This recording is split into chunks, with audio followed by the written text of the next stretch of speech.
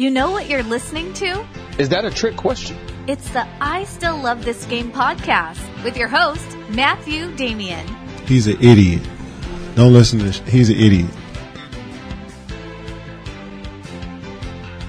Hello and welcome to episode 62 of the I Still Love This Game podcast. We had two massive Game 5s yesterday, and we're going to start with the Jazz and Rockets. And we saw a very physical and high defensive intensity style to start this ball game. Houston began to pull away in the second quarter, but the Jazz came right back to get it within single digits at halftime. And then the third quarter came, and with it, one of the more incredible halves of basketball in the playoffs so far.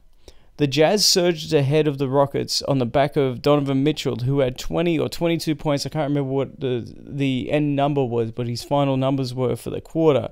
But it was incredible. Now, just think of the circumstances. Those numbers by themselves are incredible. But then you add the context of these numbers. He's struggled from a scoring standpoint all series. He's shooting bad percentages. Now they're down. They're on the road in an elimination game. And a rookie, I cannot underscore this enough, a rookie stands up like that. Forget all the talk about him becoming a special player. He already is a special player. And I couldn't be happier for the Jazz. Just like I couldn't be happier for Chris Paul and the Rockets. Chris Paul put Houston on his back and carried them over the line with 41 points and 10 assists and was absolutely massive down the stretch. Utah attempted to keep pace, but they couldn't keep up with Paul's brilliance when Donovan was sidelined with a knee injury. Now, if you didn't catch this game, shame on you, first of all. But if you didn't catch it, go watch the second half on demand or YouTube or Daily Motion or whatever. It was a classic in every sense of the word. And during the playoffs, sometimes we don't get lucky. You know, you'll see entire playoffs where you don't get games like this. But this is one of those special games where you look back and say, this may have been the game of the playoffs. So far it has been. Now, the other game was the Pelicans and Warriors. And Golden State started once again with their optimum lineup. It sounds like such a transformer, doesn't it? Optimum lineup. And that, of course, is Iggy, Durant, Green, Curry, and Thompson, which is as high of a compliment as they could give New Orleans. The Warriors established a double-digit lead, but the Pelicans kept sticking within striking distance. But the vaunted Warriors offense erupted in the third quarter.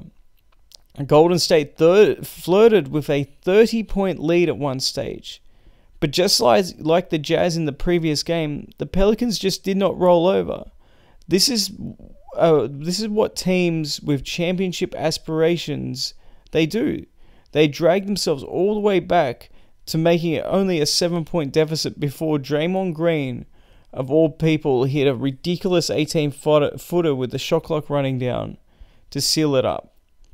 And now we have what we all wanted, and that's a showdown between the Warriors and Rockets. So let's not waste any more time, and let's have a look at it. And when I look at this series, I can't help but be reminded of the 2002 Kings and Lakers series. The Lakers have won multiple championships, just like the Warriors have, and they looked unstoppable in their previous championship run when they went 15-1. Of course, the Warriors just went 16-1. There have been playoff history between the Rockets and Warriors, just like there has been between the Lakers and Kings. And there's no doubt the Warriors have dominated the Rockets, just like the Lakers over the Kings. And just like the Kings, bringing in Mike Bibby, the Rockets have brought in Chris Paul. On top of that, the Rockets have a coach who has gotten close to the title, just like Rick Alderman. They also have a player who has been on the verge of the MVP award, James Harden. The similarities there with, obviously, Chris Webber. Now, there are other comparisons that we can make between these two rivalries. But let's get back to the series between the Rockets and Warriors, because, quite honestly, I could do an entire episode based off those comparisons. Now, from early on this season, even with Oklahoma playing very well against the Warriors throughout the regular season, I said that Golden State does not want any part of Houston. Forget the players for a second, and let's just look at the style. Golden State, when their backs are against the wall, they go to that, as I said, that optimum lineup, and they go small and they push the tempo, and they get more shots and they increase the pace. They simply cannot do that against the Houston Rockets. That goes right into the Rockets' hands. The Rockets want a shootout. You look at not just their best three scorers, which is obviously Chris Paul and James Harden and Eric Gordon. They go much deeper than just that. You got Gerald Green, you got Joe Johnson, you've got Capella, you got Ryan Anderson, you got Trevor Ariza. PJ Tucker had a great game today, although he's not really a noted scorer. They are a very, very deep team, and they can beat you. It's not just those three, as I said. When you look at the Golden State Warriors, you're relying on at least two of those guys, Curry, Thompson, or Durant, or on occasions it's also Draymond Green, to have big offensive nights. Now, if you're looking at the Houston Rockets standpoint, they're relying on either Chris Paul or James Harden to have a big night, and then two of the next 6 players. That's a lot that they can rely on. It's going to be rare that you don't get that kind of production out of such a deep, deep team. Now, this will become a very important factor if this turns out to be a long series, which I fully expect it to be. Because you think about it, as I said, you've got 8, 9 guys that Houston can rely on and get the job done, as opposed to 4 guys and really only 3 consistent scorers. You're comparing 3 scorers to about 8. If this is a long series, then obviously that plays into Houston's hands. So what is the answer for the Warriors? Their best chance is to slow the game down, and we haven't seen them excel in those situations. On top of that, we just saw Houston handle 2 very tough defensive teams who did play at that pace. Now, of course, the Warriors are obviously a much more talented team than the Jazz or the Timberwolves. But we have seen Houston adapt. Now, when it comes down to the matchups, the Rockets will throw Ariza and Tucker at Durant. Obviously, you can also expect Chris Paul to go right at Curry on both ends. But don't be surprised if we see Harden on Draymond Green. The reason for that is you can somewhat hide him. Draymond Green is a valuable player, but he's not a consistent scorer. James Harden guarding him, it's not like him guarding Kevin Durant. The Warriors will use screens on and off the ball to try and get the matchups they want. And how well the Rockets communicate and rotate without collapsing will go a long way in determining if they are successful in this series. On the other side of the ball, Thompson and Iggy will have the assignment of James Harden. If it's Thompson, that might leave Curry on Paul, and that could spell disaster for the Warriors. The Warriors will be confident because they've got Durant along with Curry and Thompson, so they should be the favorites. But you can expect this to be a classic series that goes 7. Anything less will be a major disappointment. As for the winner, I can't go back on what I said earlier about the style being a big advantage for Houston. And it's an even bigger advantage than probably the home court advantage. So I'm going to go with the Rockets. Now, obviously, we can't finish up the podcast at 9 minutes. So I'm going to answer a few questions before I fall asleep here. I'm pretty tired, as you can probably hear. So let's get it started. And, of course, let's get right into the LeBron James questions. LeBron needed great players to win championships, whereas Jordan turned great players into champions. Do I agree or disagree? I disagree. On some levels I agree with it. On some levels I disagree with it. It's hard to sort of have such a generic statement for long careers like LeBron and Jordan had. Jordan absolutely turned Scottie Pippen into a great player. But he also got Dennis Rodman, but Dennis Rodman came off the scrap heap. Let's not forget that. Dennis Rodman was on a team, the San Antonio Spurs, that nobody wanted. Even the Spurs didn't want him. The Spurs put him on the trading block and nobody wanted to touch him.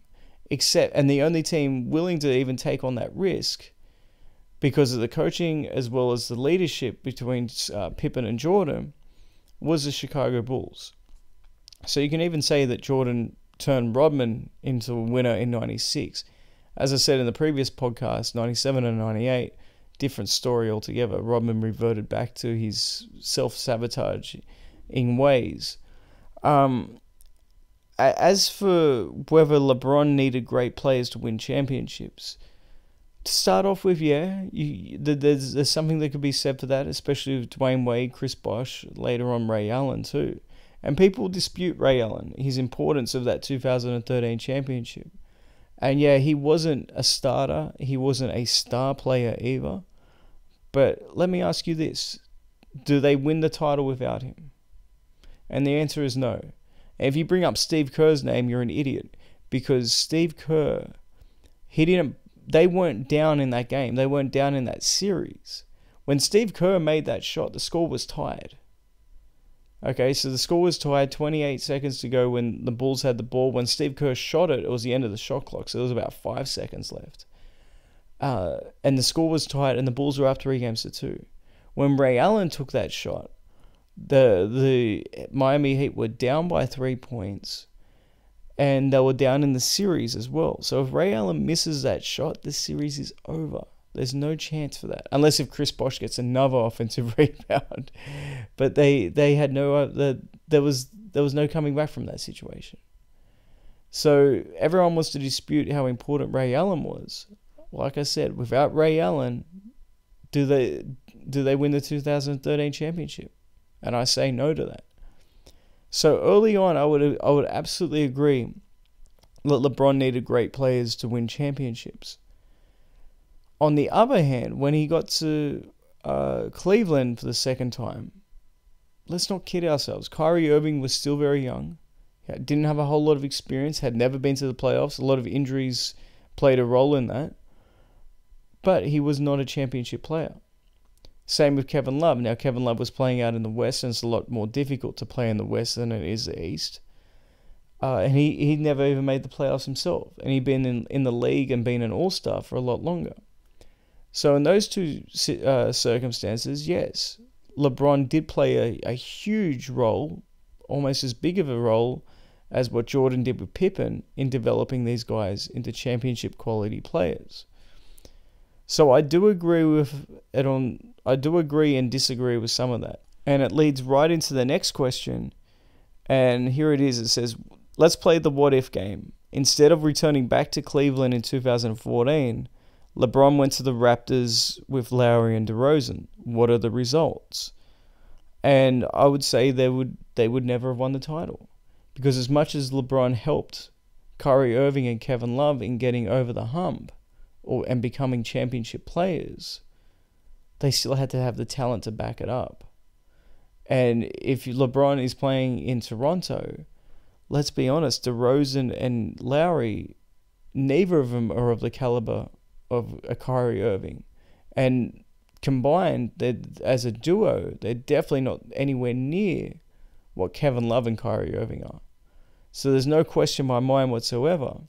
And they barely won that series too, up against Golden State. They were down 3-1. We all know that. So they were, by the skin of the teeth, they got out of that. They had to win 3 straight to win that. It's not like that was a dominant performance. So the point that I'm making is, as much leadership and guidance as LeBron could possibly provide, because he had won a couple of titles, I don't think he could have gotten the same results with DeRozan and Lowry. Next question, who would I rather have, Klay Thompson or Kevin Love? And it's Klay Thompson. There's no question about it. Kevin Love is a great rebounder.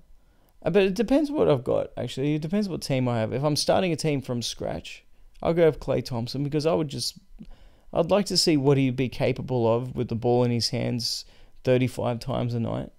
Where he can actually have an offense designed for him, not just 1 or 2 plays a quarter designed for him. I'm talking about like the entire offense, because we sort of saw a glimpse of this when Steph Curry was injured in the 2016 playoffs. And that was in the first round. That was up against the Rockets. And instead of the offense running through Steph Curry, they ran the offense through Klay Thompson. And over a 6-7 game period, whatever it was, Klay Thompson was the leading scorer in the NBA for the playoffs. So that's what he's capable of. It was about 28 and a half, something like that. That's what he's capable of. So I want to see what he can do throughout a regular season, what he can do throughout in playoffs, when all that pressure is on him, all that responsibility is on him. Now, we sort of saw that with Kevin Love in Minnesota, and that got them nowhere. So that's the reason why I go with Klay Thompson. But they're both those guys, if you're going to build a team around both of them, they need a hell of a lot of help. Klay Thompson, as I said, if you put the ball in his hands, he can get you 28 points, but he does need a lot of help. He needs a good point guard to deliver the ball. He needs good screening away from the ball. He's not a great rebounder, definitely not the rebounder that Kevin Love is. It would be good to see how these two would actually play together. If you could put these guys on the same team, now that would be interesting. And I do get where the question's coming from. The Warriors nearly traded. Before Kevin Love went to Minnesota, the Warriors nearly traded Klay Thompson for Kevin Love, but they turned that down eventually. But there was rumors that trade was about to happen. And the final question is, if Casey is fired in Toronto, who is a good replacement?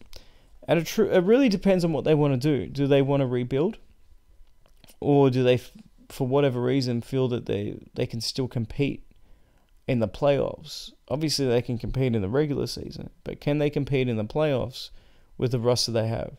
If they feel like they can compete in the playoffs, then maybe someone like a Stan Van Gundy would be a good fit for them. But I think it's time to rebuild. I don't think this playing roster can overcome what I was saying yesterday. You know, whenever you get swept 3 out of the last 4 seasons, there's something seriously wrong with your team. And unless if they can bring in a superstar like a Kawhi Leonard, even then I don't think he can really help you on the offensive end. Obviously, he can help you on the offensive end, but he's not a Kyrie Irving. He's not a guy that can consistently take over in the last 5 minutes of playoff games for an entire playoff series or an extended playoff run. So unless if you can get somebody of that level, you know, Kevin Durant, Kyrie Irving, if you can't get that, then there's no point. There's just no point. Paul George may not even be the answer. If they can get Paul George, of course they're better. But have they answered all their problems? Are they suddenly a championship contender? I don't think so. And quite honestly, if you made me choose between Dwayne Casey or the playing group, I would go with Dwayne Casey. Because I think Dwayne Casey, he's not a great coach. He's good at help building up teams, but then he's like Terry Stotts. Once you get to a certain level, he can't get over that hump that make him championship caliber. It's just like Doug Collins was as well, by the way, in Chicago. And of course, they had to replace him with Phil Jackson. Phil Jackson got them over the hump. So I think if they're going to be rebuilding with a brand new team, he may be perfect to help them rebuild. But once again, has his coaching career been tarnished so much that would just be too toxic anyway?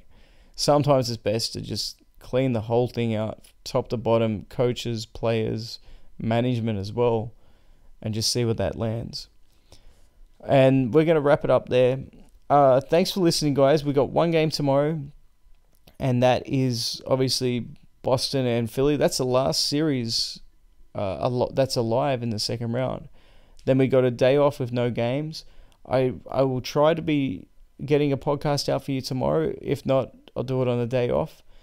Continue to send through your questions, because that will keep the content flowing when we have one game or no games coming up. But enjoy the game. It should be a good game. As I mentioned in the previous podcast when I was talking about the Game 5 preview for it, don't be surprised if Philly gets this victory.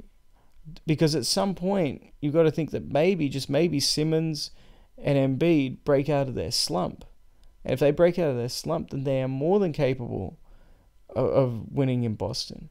So that should be an interesting game. And if they get this game, then this series is very much alive. And, you know, who's to say that that Philly, if they win Game 5, that they would take this in 7? Because then you got to think they would be favourites to win Game 6 at home. And then all the pressure would be on Boston to not give up, not be the first team in NBA history to give up a 3-0 series lead, and all the momentum will be with Philly. You know, let's not forget that Boston's a very young team too, and they're susceptible to caving into the pressure as well. So it should be a good one. And I guess I should do a prediction after saying what a great game it should be. I'll go with Boston closing it out, but it will be close. I don't expect Philly to just roll over. Anyway, guys, thanks for joining us, and I hope you enjoy the game tomorrow, and take care.